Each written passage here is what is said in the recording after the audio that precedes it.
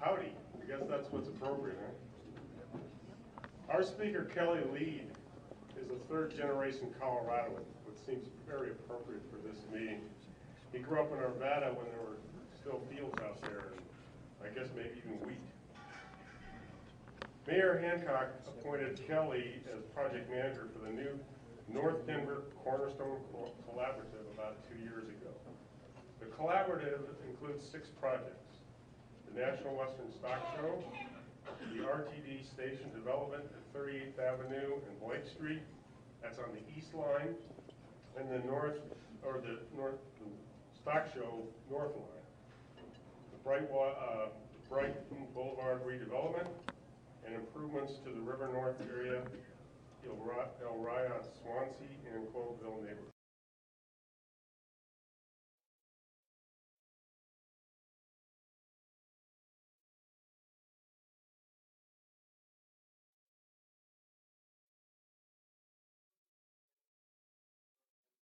Sports Authority Field at Mile High. Please welcome Kelly, who will update us on the progress in coordinating the vision of the National Western Stock Show and other projects into a gateway to downtown Denver.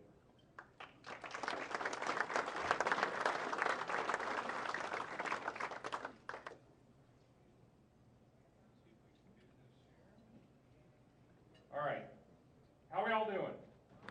All right, I know that we just all ate and the food coma will be kicking in, so I'm going to time my remarks to fit our nap schedule. And I apologize up front if you guys aren't going to, so if you want to move, you can see I will do my best to describe in words what we're going to do. Knowing my time, this will be a little bit like speed dating, and I'm going to run you through some slides and give you a flavor for what's about to happen in this part of the city. But I just want to add that to give you some context, this is a part of the city basically between I-25 and Colorado Boulevard, 3 of our oldest and most historic neighborhoods, Cloveville area, Swansea, that are at the essence of the city. They actually, industry came first and the neighborhoods followed, but they continue to be flourishing neighborhoods that have endured an enormous amount over the years. There's been no sizable infrastructure investment in this part of the city for well over 3 decades, and it shows. Even though we're immediately adjacent to downtown in this part of the city, it lacks connections. If you're a kid in this part of the city, you often have to cross coal train tracks every day, sometimes between the trains to get to school. There are no grocery stores in this part of the city. You have to go 2 miles to get to the nearest grocery store. It is not an easy place to live, but regardless of all those impediments and challenges, these neighborhoods have survived, and it's a real testament to, I think, kind of our Western spirit, our pioneering spirit. So, when the mayor came in, he recognized that this was an opportunity, because you have 6 projects all converging on this part of the city that are being funded by different folks, but we're talking about a massive amount of infrastructure investment. And typically you would design these projects independently with some coordination. This mayor has said, no, we're going to create an entity who does nothing but think about how we align these strategically, both from a planning perspective as well as an implementation perspective. So in 2013, the mayor announced the creation of the North Denver Cornerstone Collaborative in my appointment, overseeing all the city agencies and our external partners to manage the alignment of these projects over our administration. I will tell you that as these projects unfold in the coming years, we've been busy the last couple of years getting ready, but as these projects unfold, I mean, we are talking, it's taken us 100 years to get to the conditions we're in now. We're not going to pull ourselves out of this in one administration. Like DIA or the redevelopment of Old Stapleton, this is going to take multiple administrations. My guess would be we're talking about a 30-year plus journey for this corridor. This is 3,000 acres of land. It's almost twice the size of downtown. And in all the work I've ever done, certainly in my lifetime, this is the most complicated set of projects in my lifetime. I mean, each of them by themselves are complicated, but collectively this is city building at the grandest and biggest scale. But it's worthy of our investment because it really is forming the front door to our city and to the really the Rocky Mountain West. So I'm going to walk you through some slides. I want to leave a little bit of time for questions. So here we go. We issued a draft master plan on December 18th for public review. We have information. You can go to the mayor's website and actually pull up the plan. If you go to the North Denver Cornerstone Collaborative webpage, which is a mayor's initiative, we love your feedback.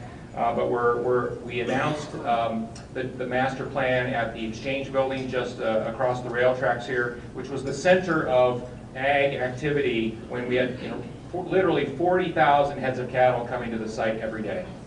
It was the center of the meatpacking industry for the Rocky Mountain West, and the remnants of that still exist. The businesses have gone by, but the National Western continues to preserve and be stewards of that history. So we are excited that we have a plan here that preserves and celebrates the past, but is very forward-looking in terms of its future. Our schedule, real quickly, we released it in December. We have a series of public meetings, and then by the end of March, we hope to have an adopted plan by City Council.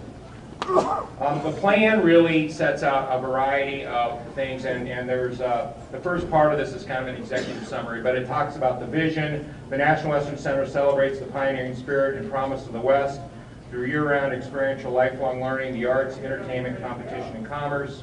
We worked really hard with our 5 partners, which are the City and County of Denver, Colorado State University, History Colorado, Denver Museum of Nature and Science, and the National Western, to think about in a very big and very bold way about what the future could be. And I'll give you some examples as I talk through this. But we worked really hard with the neighborhoods as well, the adjoining neighborhoods. We have a very active group of about 27 residents and businesses that are in Elyria and Swansea Globeville working with us to build this plan. So we have a set of guiding principles that we use to guide our work as we move forward.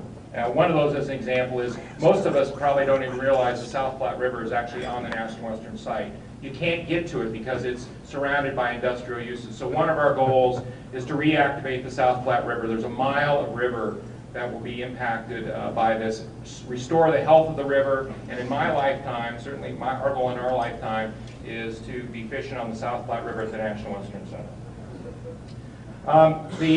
This is probably as good a slide as any to talk about the plan. So we are in a building that will cease to exist at some point. This building will be demolished.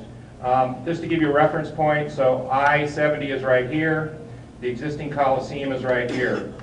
The campus is defined by Brighton Boulevard as we head north, Race Court, the river, as you come down the river, past I-70 again, come around Globeville Landing Park, grab the parking lot of the Coliseum building itself. Collectively, that's about 270 acres of campus that we're going to redevelop over the next decade or so. You've got a new arena right here at the corner of Brighton, a 10,000-seat arena that will be built to replace the Coliseum eventually, a large expo hall. This is being built in strategic partnership with the Colorado Convention Center so that we can move some events out of the Convention Center like the Home and Garden Show and the Auto Show, and then free up the Convention Center for conventions. We're also planning this building to accommodate a potential future Olympic bid. This would be the long speed skating oval for that event. And this would handle all the expo facility needs for the National Western and other expo-related functions. We have a space here called the Colorado Commons, restoring the 1909 Stadium Arena, which replaced the circus tents that were in the first, that's what was used the first 3 years of the National Western.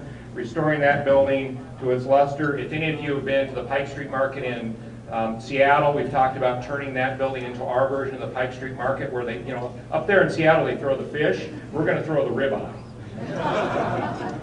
And then this would be called the Colorado Commons. It's our largest public plaza, and CSU's building would be right here, doing research, classroom training, a whole variety of things about modern agriculture. One of the goals here is that we have 9 billion people that are going to be on this planet by 2050. And some of the world's solutions for how we feed 9 billion people are going to come from this campus. So in partnership with both public and private entities, universities, private researchers, some of those solutions around how we use our natural resources, how we solve some of the biggest issues around food production, food safety, the transmission of food from point to point, those solutions will come out of this facility. And then as we cross, this is where the Burlington Northern tracks are. The new RTD station will be here at 49th and Brighton. So you'll be able to take the train from DUS to the site. Then as we go across, this is the new equestrian facility that includes the CSU Sports Medicine facility for horses and large animals, a new event space and new barns for equestrian, a new livestock facility, and then a new stockyard. So right now the stockyard pens are permanent. Those will go away, and we will in its place create a new stockyard space where we have temporary pens for the National Western. When the National Western Stock Show is over, the pens go away, and we have a 20-acre outdoor festival space for every conceivable outdoor event you can imagine in the space here right along the river. And then we will redevelop a mile of river from basically Race Court to Globeville Landing Park. Two new connections. Washington Street is right here. 49th will come through the site and connect to Bright Boulevard at 44th. We're calling that Betty Cram Drive. She is a resident of this community and has been a long-standing partner in this effort. And then a new connection, 51st, to a new National Western Drive here. I'm going to skip ahead.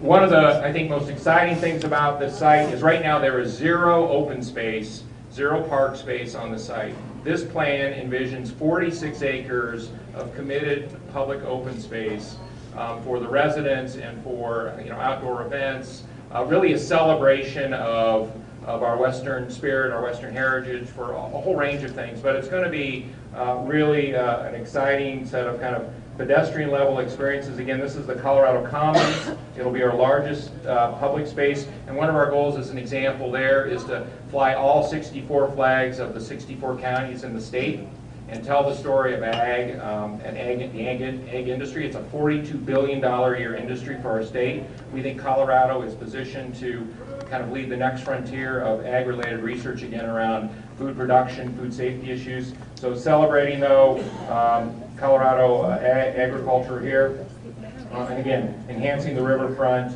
and then connecting to Northside Park. So in addition to the 46 acres we would have as part of the National Western Center, there's an 84-acre open space that's evolving here just to the north of the river. Start giving you some views of some of the buildings. Here would be Bright Boulevard right here, a new Festival Street, which is currently 47th right here. To the south of the Festival Street will be the new arena, right off the highway. And then it's kind of a visual representation of the new Expo Hall with, again, large kind of public plaza spaces. This is the Colorado Commons right here. So the refurbished 1909 Stadium Arena, again, year-round farmers market, maybe a Colorado-based restaurant with all Colorado products being served in the restaurant. There might be a few microbrews in there. And then the CSU building here that's got a public space on the first floor, classrooms, research facilities, farm plots, kind of harkening back to our the old days of farm plots, but having kind of cooperative gardens here in the back of the site. Here's the 1916 Exchange building that would be a part of this. We don't own that building, but we see co-development opportunities around really reactivating that building. And here's the edge of the new livestock building. Here's a night shot looking kind of east. So this is 51st here.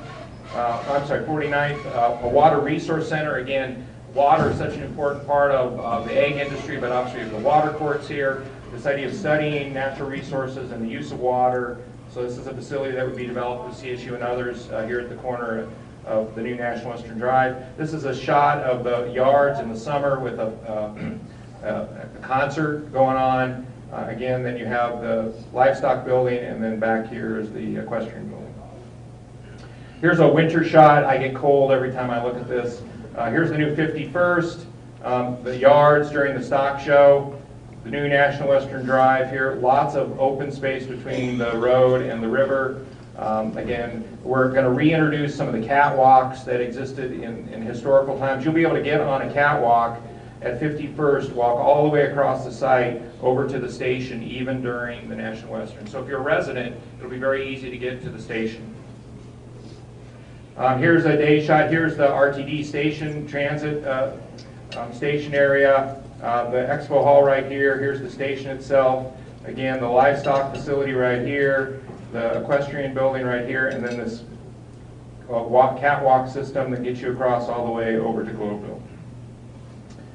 Agricultural, we haven't designed these buildings yet, and this is just to kind of gives you a flavor of us thinking about what the buildings might be. So we have what we call New West architecture, so this would be the equestrian and livestock buildings. This is actually a private ranch in Texas, kind of an industrial, but obviously we know it's a kind of an ag or farm type building. This is a dairy farm in New York. Simple buildings, but using architectural forms to make them interesting. We see a lot of experiential learning on the site, so these will, we could end up seeing an active working farm on the site potentially, and having kids learn about farming on the site. This is in Phoenix here. Industrial architecture, we want to celebrate the past. This is the Blaney meat company that actually existed on this site where the event center is today. This was torn down in the 80s. But we're starting to look at, this is a facility in Germany, so these really clean lines, but kind of integrating an industrial feel, celebrating that industrial feel of the area.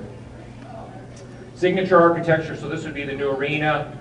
Okay, the new arena and the CSU building, lots of glass, metal. This idea is people are coming westbound on the highway or even from the west towards the airport. It will look like a place you want to get off and experience as part of this gateway into the city. History, again, this site has served as the home of the National Western from its beginnings, and is important. It's where rail started for our city. So celebrating some of the old buildings, understanding the important preservation that needs to happen. So we're going to integrate elements of the past into the site. Here are some of the buildings that we'll do that in.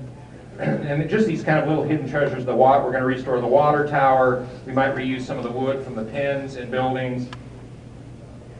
The Coliseum site will be an important part of the campus. So once the new arena opens, we will redevelop the Coliseum site as an integral part of the campus itself. And then this will not be done over a 1 or 2 year period. We're talking about 8 phases over probably a decade. And so this is what phase 1 would look like, getting the new roads in, getting the new stockyards built. And then we come in, demo the old stockyards and build the livestock building and the equestrian building as phase 1 and 2. This is about 6 years worth of work, assuming we can move this thing along. 8 phases total, again, probably a decade to get it all done. And then there's the master plan. So I think we have a few minutes for questions.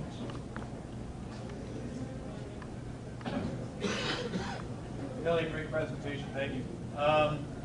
My question would be, there's 5 partners you mentioned. How did you come up with those 5 partners? I can do this without the mic. The question was about how do we come up with the 5 partners. So obviously we'll start with the core partner, which is the National Western. But CSU and the National Western have been partners from the inception of the event. So I think as the, you have to go back to 2011, 2012 when the National Western did its new business plan to kind of look to the future. It seemed very natural if you look at the vision statement of the National Western Stock Show that it's about educating Colorado's youth around ag and ag-related businesses and industries. So it seemed very natural to start with the CSU as a partner as our state ag school. Museum of Nature and Science has an interest in, had a real interest in the river and kind of the historical significance of the river. We've talked about archaeological digs on the river. And George Sparks, who heads up the Museum of Nature and Science, envisions the opportunity to expand his programming on the site around the river and tell the story of the early American West at this site. The last partner, History Colorado, obviously they're the stewards of our history. And we see all kinds of programming from Buffalo Bill, you name it, that would be housed or shown at this. And then obviously the city has an interest. Obviously, when this mayor came in, he was very interested in making sure the National Western stayed in Denver and at this site. And we are a convener, we are a facilitator, we are a financer. We're funding all this work right now, but we have an interest in seeing this part of Denver grow, and it's part of a bigger vision of the mayor's called the Corridor of Opportunity that reconnects Denver Union Station to DIA. 23 miles of uncharted territory of land between downtown and the airport to create a new economic engine for the city and county of Denver. The Coliseum basically to the north of the highway. Maybe I missed it, but what's going to be redeveloped on the south side of I-70? Sure, the question was, what will happen once we build a new arena and we decommission the Coliseum? What will happen from a development perspective south of I-70? The answer right now is we don't know. Right? What we do know, though, is we're going to make new connections, reestablish old connections, actually. Between 46, we're going to lower 46 to its original grade to where the highway got built to create a tighter connection between the Coliseum site and the north side of I-70. That's step one. Step two is we will go through a process. It's 30 acres of land. So we will go through a process over the course of the next several years of market studies, retail studies, you name it, and it will be complementary development to whatever's going on at the campus north of I-70. So we can envision everything from agriculture-related businesses being located there, a mini tech center around ag, to more complementary entertainment uses that broaden the entertainment programming of the site. We just don't know yet. As we can see from that picture, the dominant development of the state center, whether it were to happen in 10 or 20 years or sooner or later, is there any thought to possibly building that little train? Great question. So the question was about I-70. So the Colorado Department of Transportation has been leading an effort now for going on almost 13 years, environmental assessment of the I-70 corridor. The project, as defined today, begins at Brighton Boulevard and goes east. The viaduct between Brighton and I-70 was actually rebuilt about 12 or 13 years ago. That portion of the viaduct will remain. The highway would be lowered from Brighton to Colorado, below grade. Well, but what we would argue is that there are plenty of examples around the country where viaducts, the space underneath the highway, is repurposed and reused. Part of that strategy for us is lowering 46 back down to its original grade and then actively developing underneath the highway programmatically to make that space. It's about 5 acres of land total. It's a really expensive lid. So, or cover, so we can envision a summer's farmer's market as an example happening outside of that space. But that part of the highway is not going anywhere, so it's a set condition. Let's go to the back. Thank you. You mentioned at the beginning that the area is a little depleted in infrastructure and commerce and groceries and access for kids and schools, both those core part of town. What kind of plans do you have built into this to meet those needs? And where is that? Great question. So the question was about how do you, recognizing that you have existing adjacent neighborhoods that have a lot of needs, both physical, social, and otherwise, just basic service needs.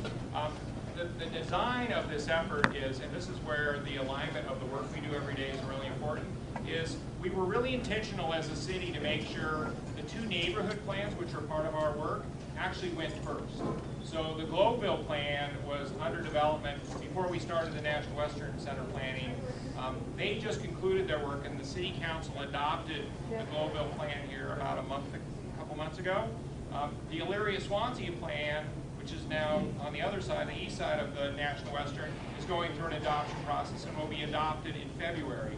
It was really important for us that those 2 neighborhood plans define their needs, their desired kind of services, from schools to basic to grocery stores, et cetera, connectivity.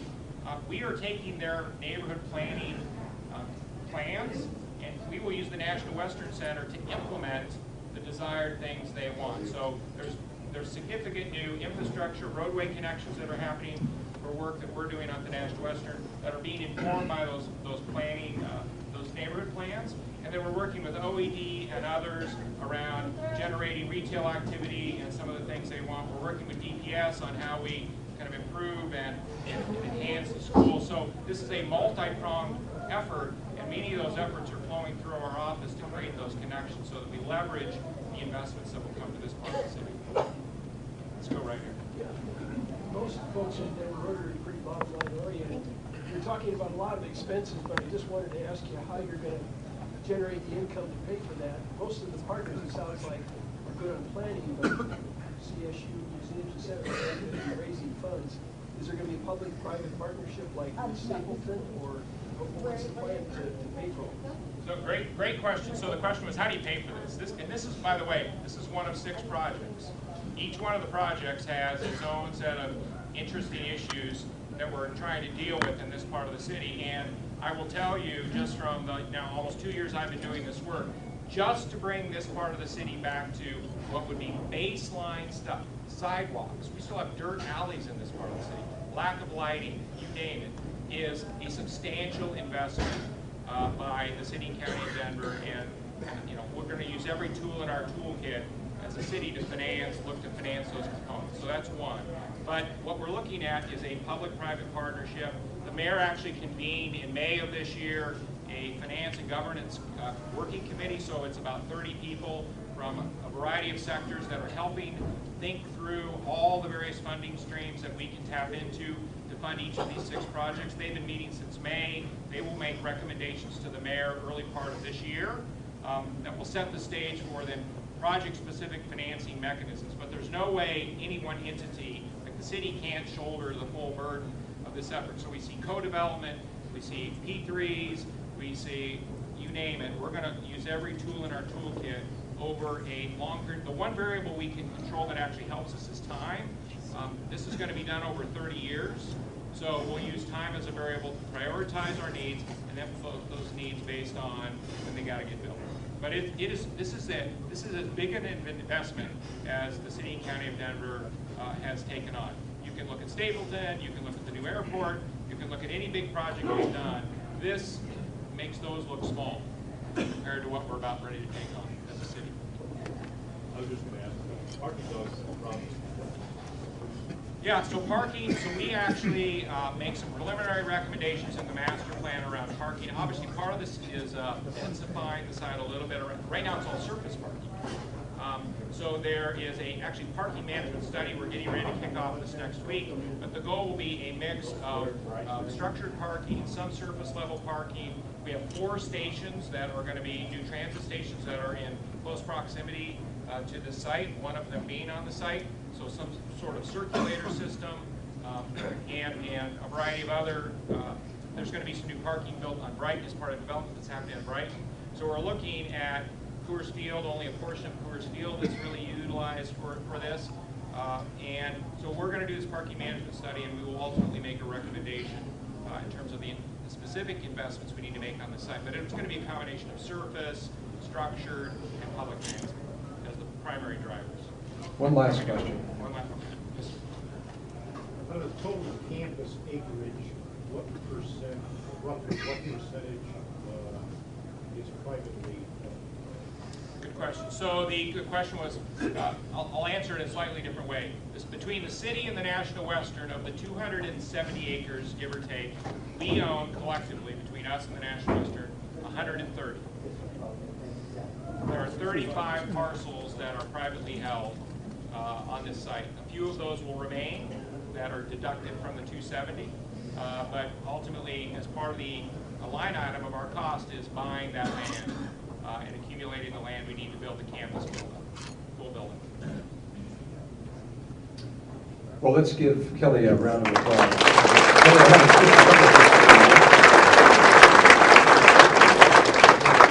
Thank you so much.